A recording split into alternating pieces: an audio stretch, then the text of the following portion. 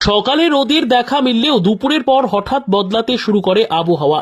দুপুর হতেই বৃষ্টি শুরু হয়েছে মুর্শিদাবাদের ধুলিয়ানে।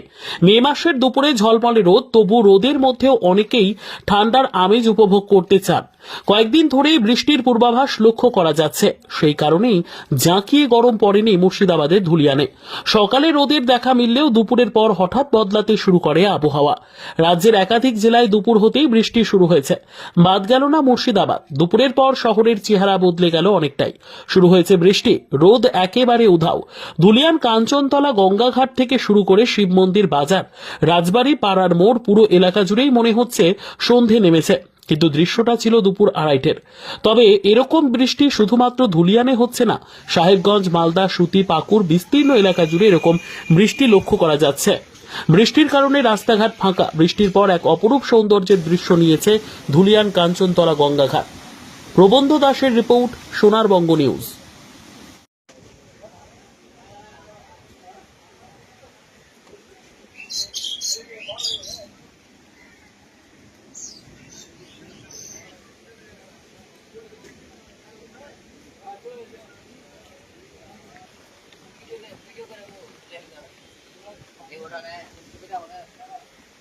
बेटा